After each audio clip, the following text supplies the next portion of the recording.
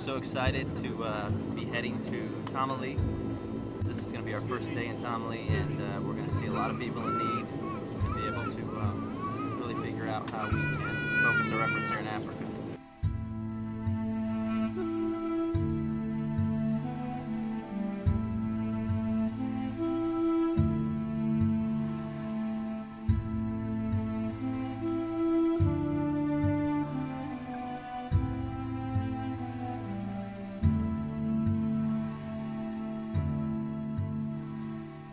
The field that you see behind me was once filled with crops, and the floods that came washed those crops away, taking away the food that they needed for the next few seasons.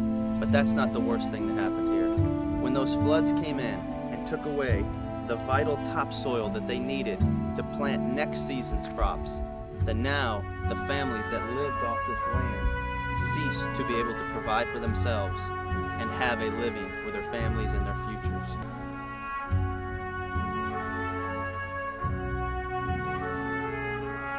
Is totally destroyed because of the flood.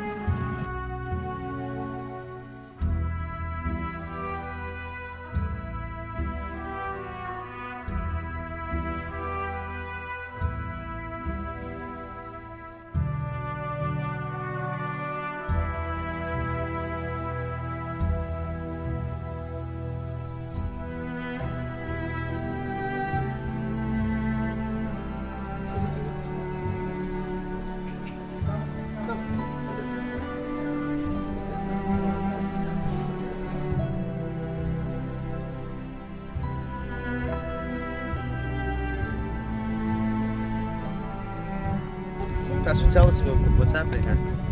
In the recent floods, one of the biggest struggles that we have is the broken down.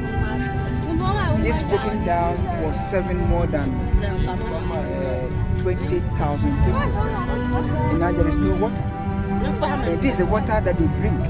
You can't believe it. You can look ahead. Women are coming to fetch water to go to their homes. And So these people here are coming. yeah, they are coming to fetch water. This is the only source of water they have. Can we walk down a little? And so for the next 10 months, we are praying that God will provide a water truck. Yeah, this is this young lady just came down to this small, dirty pond, and this is her lifeline. I mean, she just dipped in there, drank it, and this is what they're used to. As you can see, it's just cloudy, dirty, unfit for animals, yet children are having to drink this water to survive.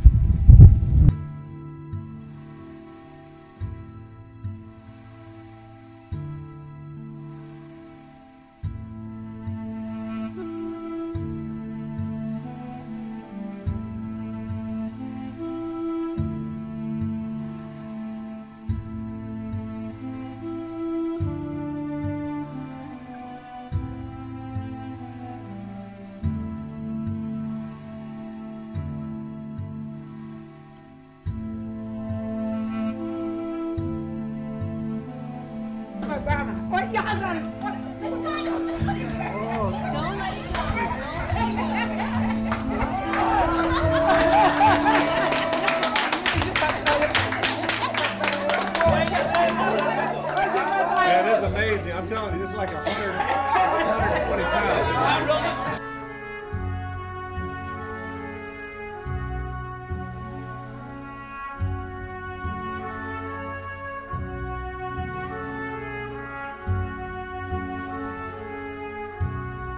We are in a village in Sagaya, in a very remote place. We've been traveling now for a couple of hours, and we're starting really to see poverty at a level that we probably weren't really prepared for.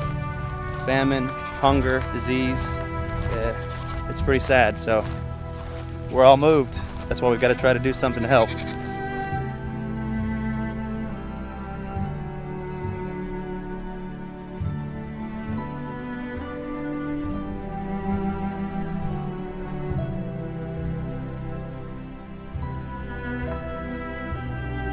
This is the first time that we're starting to see children's stomachs that are bloated because of lack of nutrition. We're seeing kids with no clothes, and we prepared the team for this, but I'm not sure we're ready to see this kind of poverty. But we're here, and believe it or not, this little building behind us is the school with over 100 beautiful, young, brilliant, smart children that are here to get an education. A few years ago, Pastor Johnson, there was nothing. There was nothing here.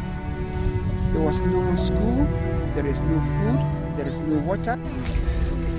I'm just so shocked that this is a school that these children are going to, and their chair is a log, and they're probably very thankful for the little bit that they have, just even a chalkboard. And I can't help think about my growing up and my education and how blessed and lucky I am to have had what I did. So it's very humbling to be here, and definitely makes you want to fix the situation as much as you can.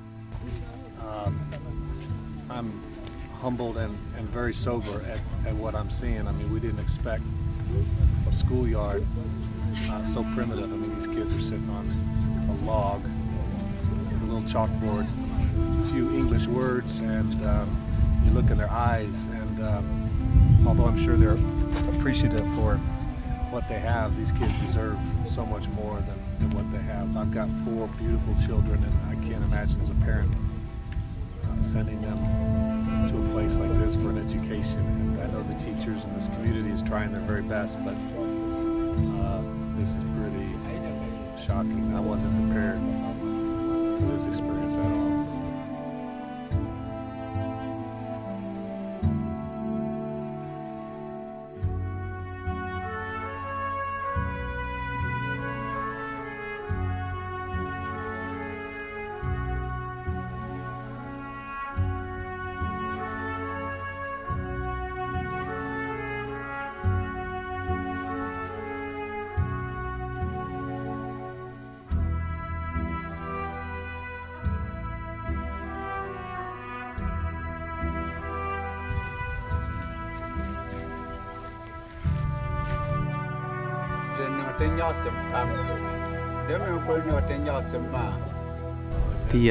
The scene that we're looking at here is overwhelming emotionally. You see things on the internet, you see pictures on television, but until you see the child with a bloated stomach from being hungry, with bugs and disease covering it, children literally walk around naked because they have no clothing. There's really no words to describe the feeling you get when you experience this.